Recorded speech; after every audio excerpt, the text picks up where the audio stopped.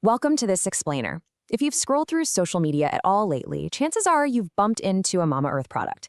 Today, we're diving deep into the incredible rise of this company.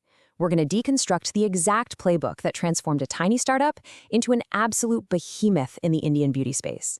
If you've ever been curious about how modern brands actually scale up in today's hyper-competitive market, well, you're in exactly the right place. Let's unpack the data, the strategy, and the real-world execution that made it all happen. Okay, so let's kick things off with the billion-dollar question.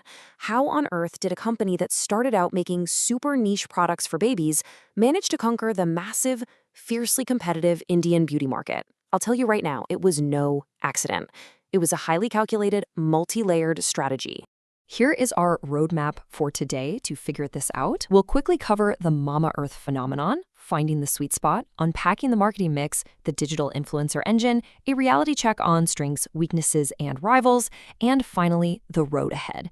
Let's get right into it. Section 1. The Mamaearth phenomenon. From babies to a beauty behemoth. Back in 2016, founders Varun and Ghazal Alag launched the brand with a laser focus on niche, safe baby care products.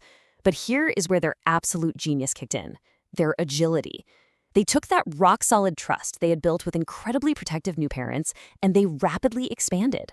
Suddenly, they're launching adult skincare, hair care, body care, and even cosmetics, totally paving the way for the massive growth we see today.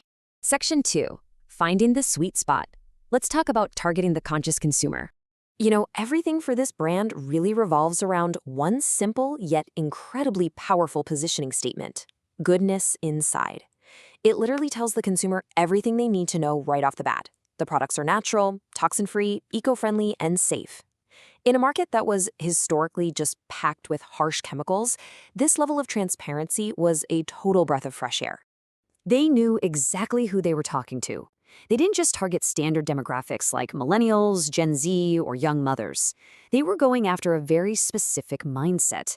We're talking about middle to upper middle income families who are highly health conscious, environmentally aware, and already super active online. They pinpointed their early adopters flawlessly. Basically, if you were out there searching for organic labels, you were right in their crosshairs.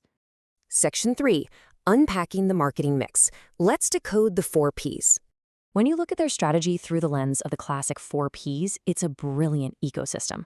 For the product, it's dermatologically tested, cruelty-free, and wrapped in eco-conscious packaging. For price, they hit this perfect sweet spot of affordable premium. It feels high-end, but things like combos and subscriptions make it super accessible. Place is all about an omni-channel approach, meaning you can find them seamlessly on their website, Amazon, Nykaa, or right at your local pharmacy. And finally, promotion. They rely on a massive digital engine and cause-based marketing, like their famous tree planting initiatives, which perfectly aligns with what their audience actually cares about. Their distribution strategy was so incredibly calculated, they absolutely did not try to be everywhere on day one. Step 1 was strictly direct-to-consumer, right from their own website, which kept overhead low and let them collect a ton of customer data. Step 2, they aggressively hit e-commerce giants like Amazon, Nykaa, and Flipkart to grab that existing search traffic. It was only after dominating the digital world that they moved to Step 3, scaling into physical retail and local pharmacies. They completely bypassed the traditional roadblocks of getting shelf space early on. Section 4, the digital influencer engine. How to actually build trust online. Instead of just throwing money at traditional billboards or TV spots, they built a massive, diverse army of content creators. And it wasn't just beauty gurus. They strategically brought in parenting bloggers to anchor that core trust, lifestyle creators for mass appeal, and crucially, dermatologists to give them real clinical credibility. It's this giant web of influence designed to literally meet consumers wherever they happen to be scrolling. The payoff for all those hyper-localized, personalized campaigns? High consumer trust, crazy levels of engagement through user-generated reviews, and massive brand visibility. By tapping into the existing loyal audiences of these creators, Mamaearth practically bought trust overnight. They turned their customers into their absolute loudest marketing channel.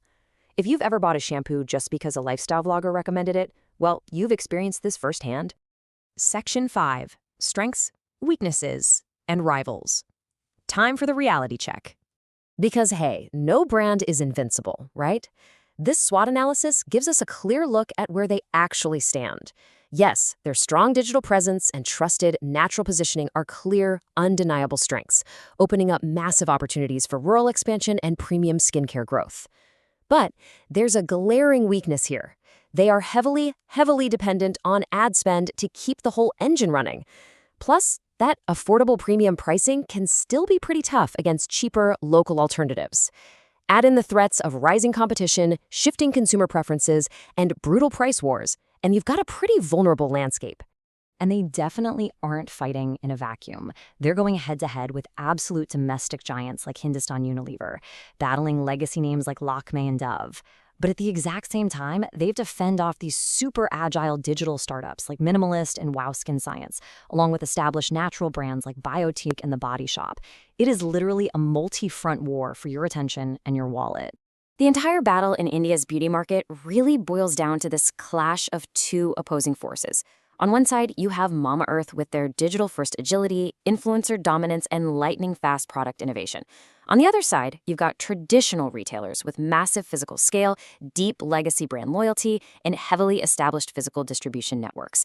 It is the ultimate showdown: digital speed versus sheer physical mass. Section 6. The road ahead. What's next for the brand? To keep this crazy momentum going, the source material suggests a really crucial strategic pivot is needed. With the beauty sector getting more crowded by the minute, Mamaearth has to figure out how to maintain profitability while still feeding that massive marketing machine. They have to balance their fast product launches with the very unsexy reality of managing physical retail inventory. Going forward, expect to see them double down on their core categories and tighten their marketing efficiency while aggressively executing a much stronger offline retail strategy to survive the long game. I want to leave you with a thought to chew on as we wrap up this explainer. Mamaearth absolutely wrote the playbook on scaling through influencers and digital channels. But as the market gets way more crowded, consumer preferences evolve, and ad costs continue to skyrocket, is a digital-first strategy really enough to build long-term generational loyalty? Or is the ultimate battleground for beauty dominance still fought and won on the physical store shelf? It's a fascinating question for sure. Watching how this brand navigates the future is going to be a masterclass for any business observer. Thanks for joining me to decode this playbook, and always keep asking why behind the brands you see every single day.